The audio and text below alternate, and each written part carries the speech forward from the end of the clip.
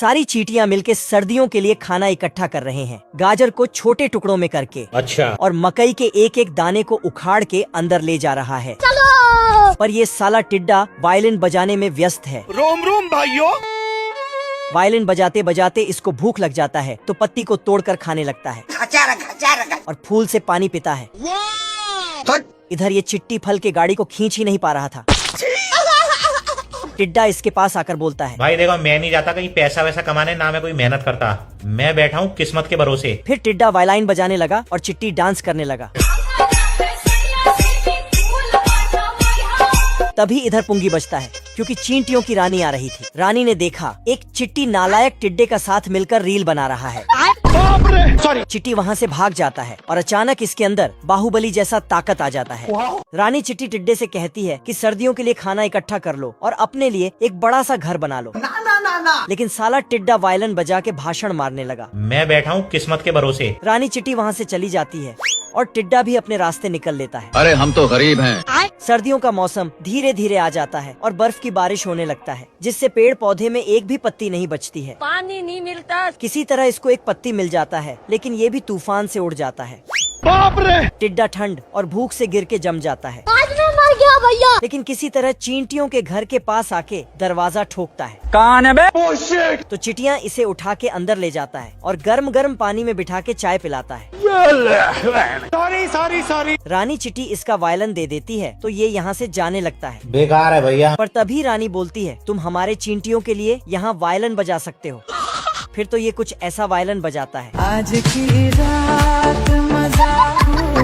ये मधुमक्खी अपने टैलेंट का भरपूर फायदा उठा रही है, जले हुए आशिकों के दिल के जख्मों को भर रही है। मैंने उसे इतना देखा जितना देखा जा सकता था। एक दिन वह देखती है कि एक डक छड़ी से कचरा इकट्ठा कर रही है, तो वह अपने डंक से बहुत कम समय में काफी सारा कचरा इकट्ठा कर लेती है, जिससे दोनों के बीच दोस्ती हो जाती है। काम के बदले डक उसे शहद खिलाया करती। दोनों साथ सोया करते थे। मधुमक्खी टूटी हुई बटन को भी लगा देती थी। वह अपने डंक के सहारे कपड़ों को शीला करती थी, जिससे डक का कारोबार काफी आगे बढ़ जाता है। डक काफी बिजी रहने लगती है, उसके पास काफी कॉल आते हैं। आप कौन? कहाँ लगाया फोन? आपका क्या नाम है?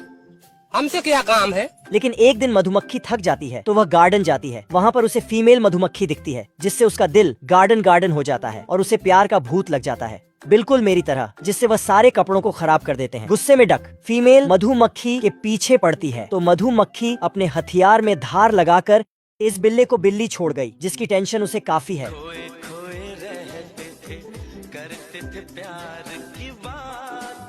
टेंशन में उसे पता नहीं चलता कि वह साला एक चिड़िया के घोंसले में जाकर बैठ गया है। चिड़िया बाहर निकलने की कोशिश करती है, लेकिन बिल्ली की टेंशन का भार ज्यादा है तो वह एक सुई निकालती है और ठोक देती है। बिल्ली को लग रहा था कि उसके नाश्ते का इंतजाम हो गया। वह उसके पीछे जाती है तो नन्ही चिड़िया पेड़ के छेद में चली जाती है और दूसरे से निकलती है। यह देखकर बिल्ला एक पंप निकालकर एक छेद से हवा डालने लगता है, जिससे दूसरे छेद से चिड़िया बाहर निकलती है। लेकिन जैसे ही वह पंप को बंद करता, चिड़िया नीचे वो फिर से कोशिश करता है। इस बार चिड़िया खुद नहीं निकलती और एक पटाखा निकलता है। लौंडिया बाजी में बेचारे का पहले मुंह काला हुआ था, अब सफेद हो गया। अब बिल्ले को चाहिए बदला, इसीलिए वह उसी पेड़ को काटने लगता है, लेकिन दब जाता है।